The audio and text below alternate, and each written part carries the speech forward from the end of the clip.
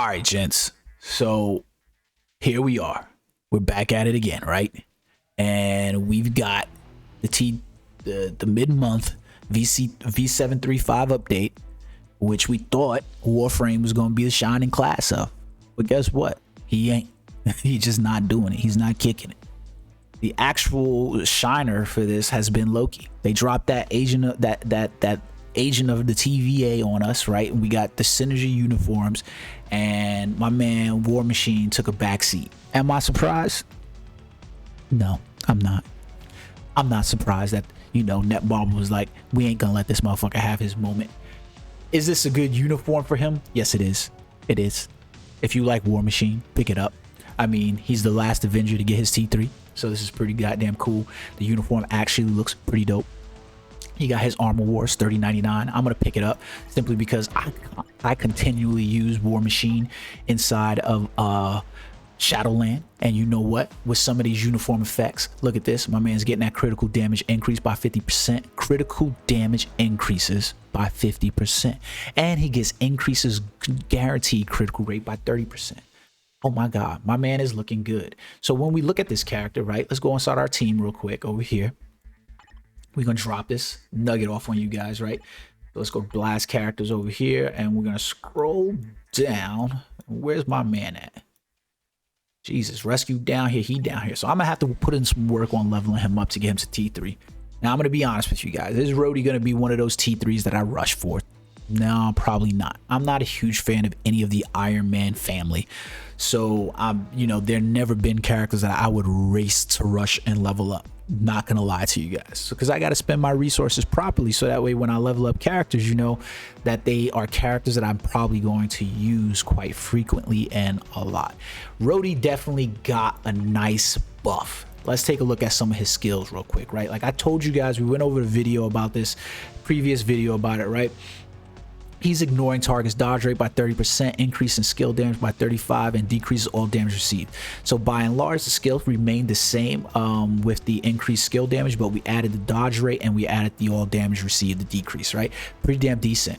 On top of that, his 1 and 2 skills don't really change at all in terms of there's nothing special here at all, right? But then we go to his 3rd skill, and he got a big boost in terms of his 3rd skill. So we got 100% chance for immunity, and he's got that true damage accumulation, which is just bonkers as hell. Now here goes the weird thing. I did just notice this.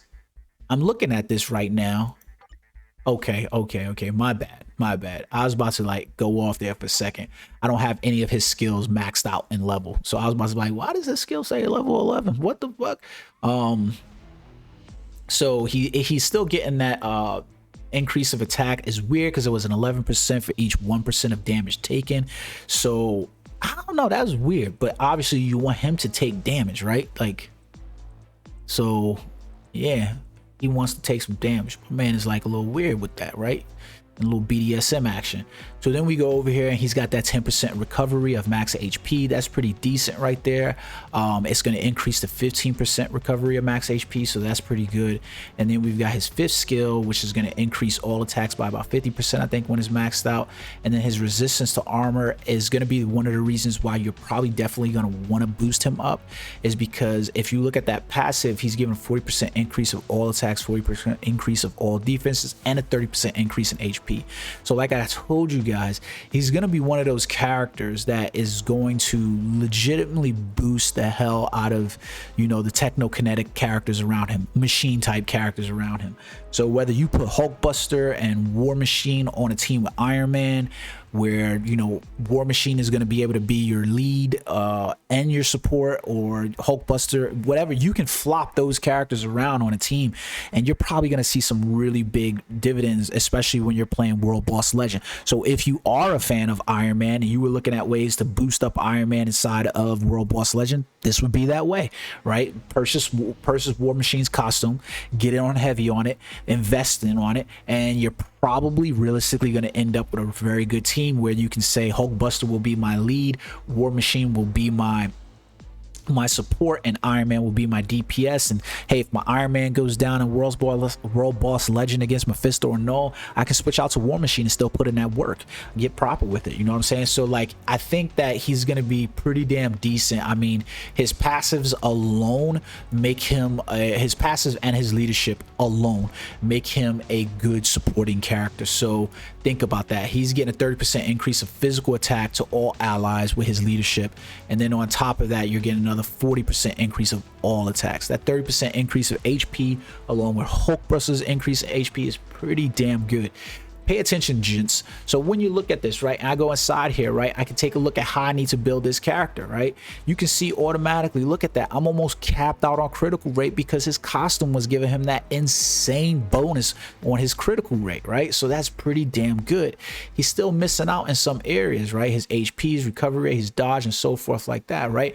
But those are gonna increase. Those are going to increase. They are going to increase. I don't want to use potential enhancement on him. No, that's not what I'm going to do. He's not my dude like that. But what I will do is show you guys these uniform options, right? So we're going to hit this uniform upgrade on them real hard, same way I did with Loki. We're going to drop this down. Let's go a little bit lower. Let's see what I get with this, what I'm going to get. Did I hit 100? No, damn, I knew I wasn't going to hit 100, but let's go a little bit. There we go. All right, we can use that. So let's upgrade this uniform. First place we get is, oh, my man, Nick Fury. So I hated this uniform for Nick Fury. I really do. Not my favorite look for him. So especially that they dropped that uniform for Nick at the same time that they dropped the, you know, his basically shield looking uniform. And I thought that one was cooler, and we got forced into using, you know, that one. So I haven't leveled that one up all the way either too, because he's one of those characters. This is not such a great one either. Oh my god. So I've got her at max rank on this uniform, so that's pretty damn good. But for newer players who are jumping in the past, you know, year or two, yeah, man, going all the way back to these uniforms, ain't nobody trying to go back to purchase this uniform for Scarlet Witch. I mean, we've gotten 1, 2, 3 uniforms since. Who's doing that? Come on, my guys. They are trying to monopolize on that one right there, baby. I don't get it. So it is what it is, though. It is what it is. It is what it is. So then we're gonna also hit up on let's see. We got this next one. Who we got? So what was that? That was Nick Fury, right? Boom. What we got now? So now we got House of Magneto, House of X Magneto. That's a pretty damn good uniform for Magneto. Magneto's my dude. I'm waiting for him to get a proper update. He needs a proper update. They treating my man Magneto like dirt, if I'm being honest.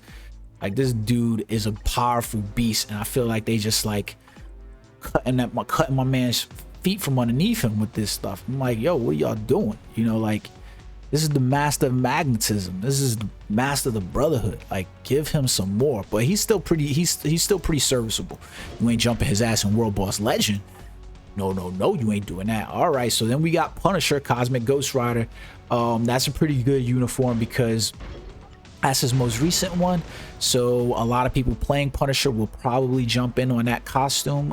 So yeah, that's not bad. I'm not going to complain about Punisher Ghost Rider.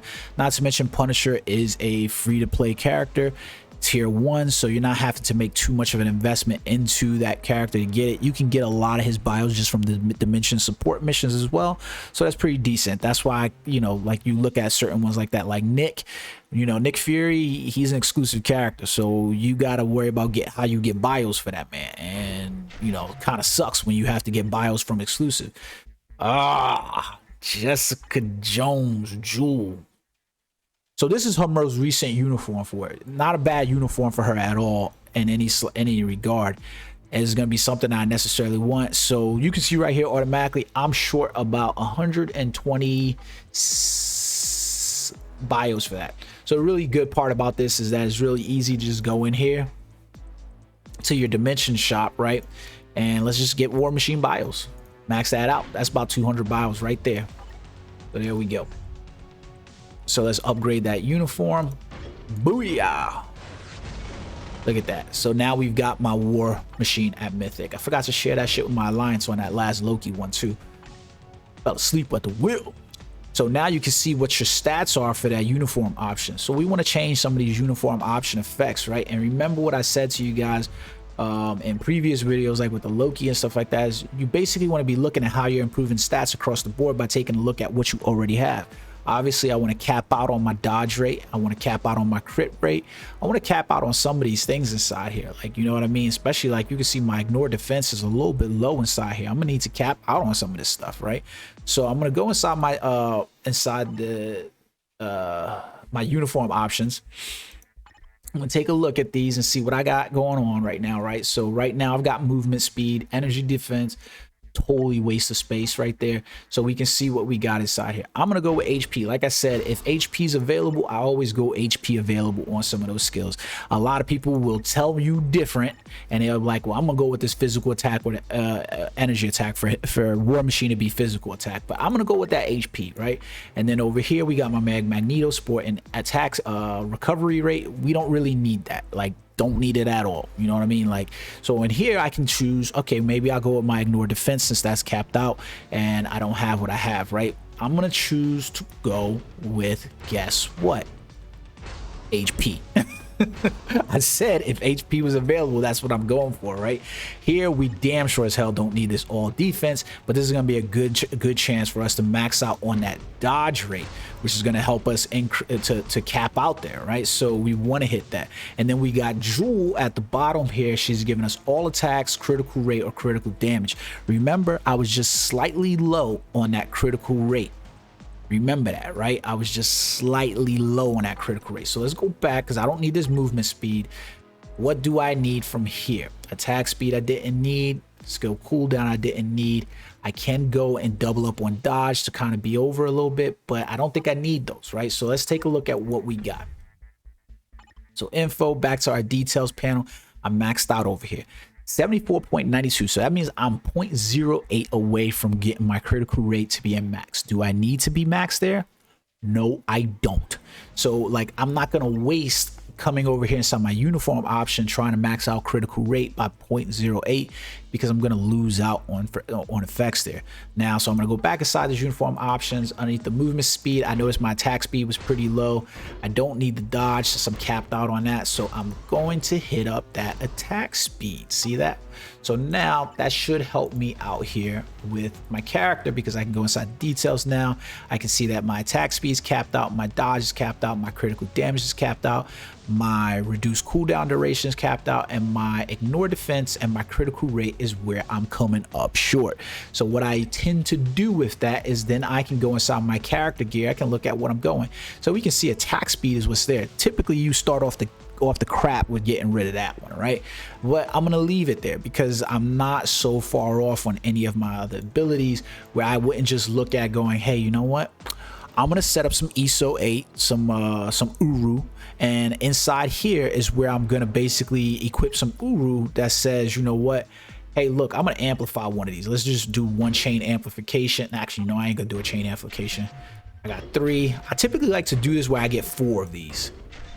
Oh, look at that. I got 5 of them. So that's that's good, right? So what I'm going to do here, though, is I'm going to look for my critical rate, right? So if I don't have any critical rate, that's perfectly fine. But boom, here goes critical rate. I can equip those. I'm good to go. You see how that works? See how that works? So inside here, for instance, right? And I'm just showing you how this would typically work so that way you know how to build your characters across Marvel Future Fight, right? So inside here, I'm going to equip 2 of these bad boys. Look at that. I got physical attack. I'm allowed 2 Urus of these regular Urus, right? Boom, there we go. So I've got a critical rate, 2 physical attacks. Oh, guess what? The other thing I was short on was my ignored defense, right? Now this is where you can get kind of wonky and weird because guess what? Kind of easy to just kind of go inside there on some of these and be like, you know what, I'm going to balance this out inside my comic cards or something like that instead. So I'm going to equip one for right now. And let's go inside his details. Let's take a look at this. And so we're here, 130, 47.54. We're maxed out here. So we can go back in real quick and watch this shit, right? So we'll go back inside these, equip some Uru, and we're going to drop another ignore defense on this one right here. Boom. Now that we still might come up short, which means that we may need to go inside there. And so 49.70, we're not totally capped out, but we're pretty good. We're good. So like that's typically the way you should be building your characters. Now keep in mind too, I failed to mention this. I don't know why I did, and that was kind of stupid of me too, because I actually forgot. The other place where you're going to kind of manage your characters at is depending on which which custom gear you equip. You know, like right now, because I don't have an intention of putting a T3 on Rhodey, I don't know that which one of these I'm going to necessarily put on him. Like, you know, if you got a destruction is good for characters that you play in both PvE and PvP. You've got greed inside here. That's for characters really that's just gonna, I think is mostly for characters inside PvP. You got a CTP of insight. These aren't bad to throw on. So if I know a character is just going to be a support character, throw those bad boys on them. You know what I mean? I also got the CTP of transcendence. That's actually pretty decent right now. You know, like it's going to depend and change. So, you know, I don't know what I'm gonna throw on Rhodey, but right now I know I'm looking pretty goddamn good with his stats, and I don't really have to worry about anything inside there. So now we can look at his skills and take a little peek. What do we got here? So I already kind of told you guys what the skill rotation I expect it to be, right? His 3 is going to set up that damage accumulation, which you want, right? I see that happening, especially because he needs damage taken. So it's a good way to set that up, begin the damage that you're going to take, and then probably roll into his 4 skill, I think it was. Yeah, I think it was his 4 and then his 5. Let's go and check that out though real quick. Watch this. So we're going to go inside the previous skills. Obviously, you're not using his 1 and 2 skill. They're not really doing anything for you, but we know we want this 3 because 3 is going to set up, you know, your damage accumulation perfectly fine. Now, depending on what I'm taking in terms of damage, I'm going to hit that 4, wait for that pack to come, just like that, and then set off that 5, right? But now you can go 2 sort of ways with this, right? And I think that the better way to happen with this is going to be 3 into 5. Wait for that to summon and then roll into 4 where you can start strafing. See that? I think that's going to be the combo right there. And the reason why I think that's the combo is because if I go right here 3 and then I go into 4, I got to wait, right? And then I got to cancel out of that animation to go into 5 and have that summon. Not quite probably what I want to go with. So I think what I'm going to go with is 3, 5, get him to set up the turret. Now it's doing damage on the target. 4, and now I can wheel around. See how that works? Finish out with there. Boom. See that? So I kind of like that one. So we go. So it's going to be weird depending on the, you know, proc or whatever, but from outlooks right now, it looks like the skills you're going to want is 3, 5, summon in a turret, and then go 4. There you go. Then we can roll into 3, 5, and then maybe we hit 6 inside there. So I'm going to play around with that, but we know our basic skill damage is probably going to be 3, 5, 4. You can see why, because of the animations. So just because you read the stats on the paper on the screen doesn't mean that that's always how it plays out, because you can kind of look at the stats and kind of tell which one roll in. 3 is his damage accumulation, right? And I'm going to be taking damage, so I'm going to hit that 3. 5 is going to be his main DPS or a DPS skill when you're off cooldown for your tier 3. And so I roll into 5 so that way I get that setup. And then 4 is going to be that major damage dealer. Like we can see, he's doing a lot of hits on his 4 skill, right? But clearly 6 is also going to be that skill. The reason why we're not worried about 3 so much on his 6 skill is, oh, why did I do that? I didn't mean to do that. So if we exit out his skill preview though, right, and we look at his T3, we can see on his T3, he's getting that 100% increase of charge rate to accumulate true damage, right? So I'm not necessarily worried about that, but we're going to have to come up with the rotation so that way we can go from 3 to 6 significantly. And the big part about Rhodey is most likely he's going to be a chain hit kind of character. So if you look at any kind of the custom gears that you want to add to him, most likely he's going to be prime time for a CTP of energy, because he's going to have that serious chain hit that's coming from all of those hits that he has attacking. But it might be hard to proc on Rhodey because that chain hit damage. What I mean is not going to be hard to proc, it's going to be hard to time the proc on him because all his skills are giving some serious chain hits on him. So he might be better off with a rage, so that way you don't have to worry about the timing. Basically, the way I look at it is this: for when you're choosing for a character like Rhodey, like War Machine, you're basically looking at how skilled a player are you and how easy is the rotation. If the rotation is fairly easy and you feel like you're getting off the proc at the right time to proc on the right skill, then and you're a good player, you got some skill, go with a CTP of energy. If you are not a good player in terms of button mashing and you don't feel like you're getting the procs off at the right time, but you know you need a proc to go off at the right time, go with a CTP of rage. It's that simple. That's legitimately the way it works. You know, we can try to make it rocket science, but that's basically what it is. CTP of rage just basically makes the game a lot easier in terms of damage procs. That's all it is. Well, guys, I think that's about it.